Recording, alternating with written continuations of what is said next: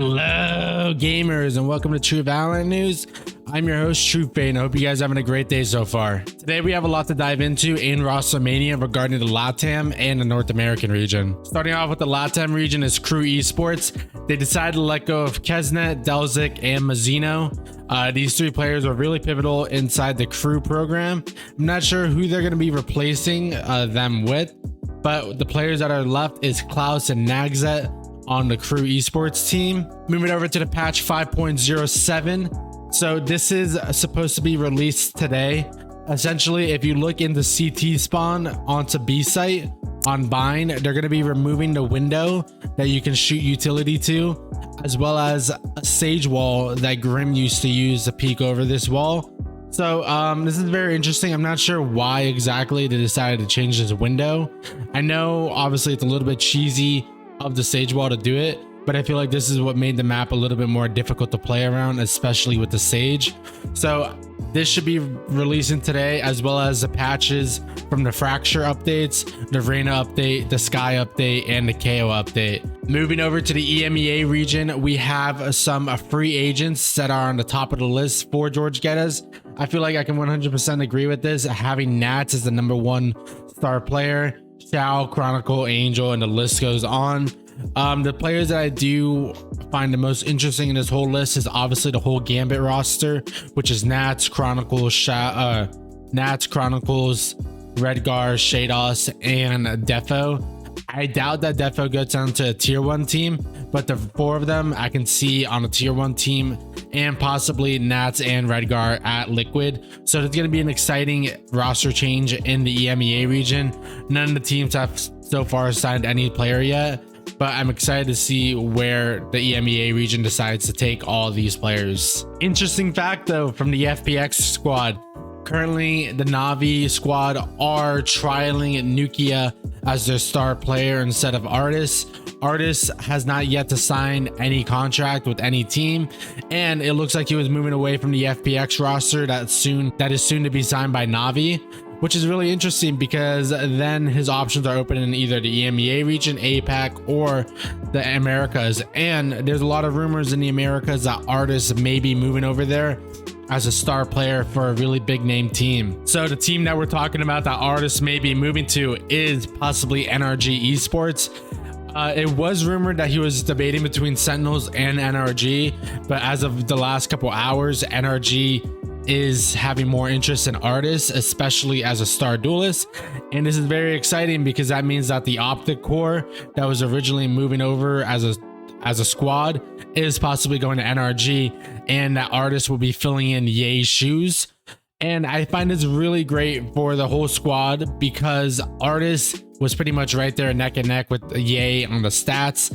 And honestly, if he has a support from more of the FNS IGLing and just overall coaching staff, Ardiis can be a force to be reckoned with in the Americas. There's a funny tweet from Ardiis pretty much saying when he heard that Nukkye is trialing for the FPX squad. I'm not sure if he's 100%. I'm not sure if he's actually upset that Nukkye is trialing for the FPX squad, but it is a funny reaction to see Ardiis tweet this out. So the core Optic squad that we had announced earlier is going to be FNS, Victor, Crashies, and Coach Shet as the NRG squad.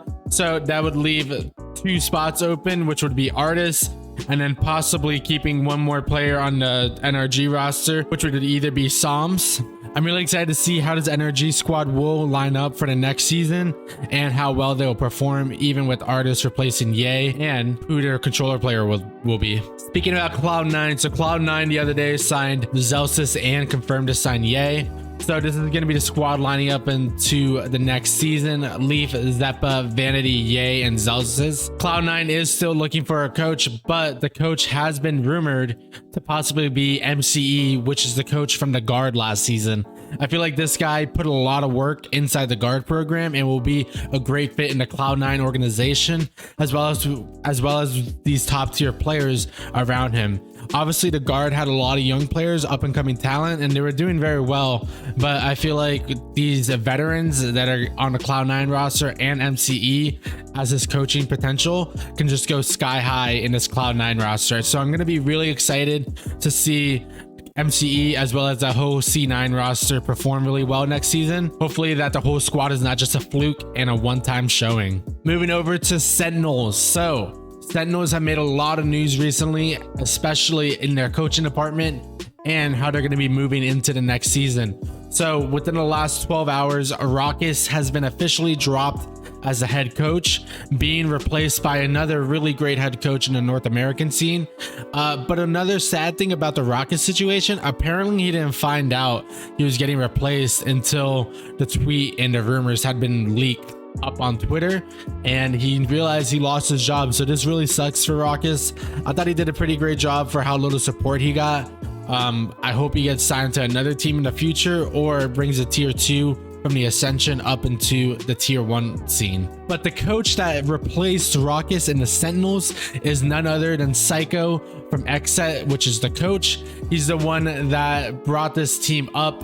He pretty much did all the groundwork with a bunch of other analysts that was with them. I'm kind of sad to see that Drew Sparks is not with them, just because I feel like he was a really great analyst and was Syko's sideman. So hopefully in the future they decide to sign him, or if he goes to another great team. But for Syko, this is really great for Sentinels. Apparently they're giving him a lot of support, letting him build the team from the ground up and pick the players that he wants. As well as Syko being signed as a head coach, Kaplan's going to be signed as the strategic coach.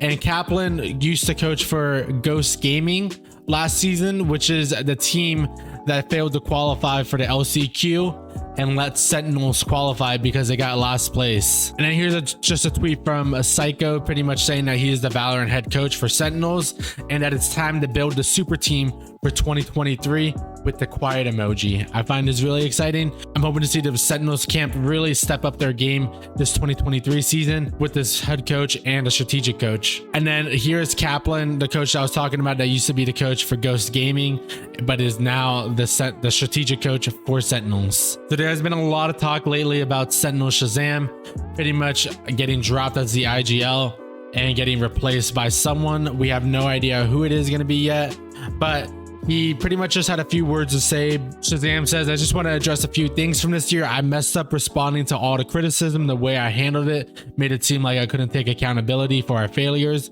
With all the negativity, it became impossible to ignore. And instead of owning up to it, I fed into it. I feel like this is a really great point from ShahZam. There was a bunch of clips of people just spamming his Twitch chat and just donating money so he can respond to all this negativity he was receiving and taking all the blame in.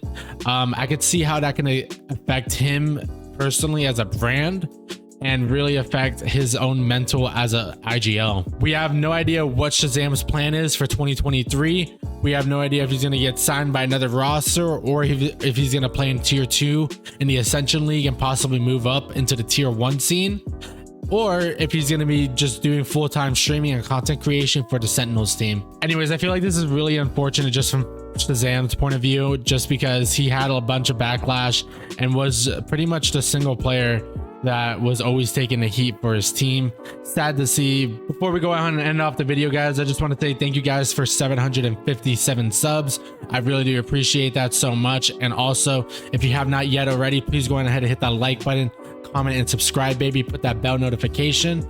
But if you guys didn't want to see a little bit of a podcast, it's about an hour and a half from NRG Esports. He has FNS, BCJ, Stellar.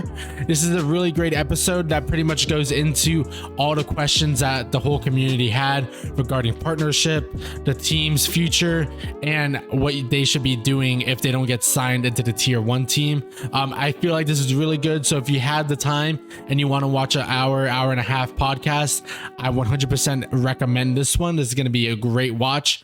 I watched this about 1 or 2 times because I was eating dinner and cooking, so I had to play it over again to hear some information that I missed. But thank you guys so much, and I hope you guys have a great rest of your day. Peace out.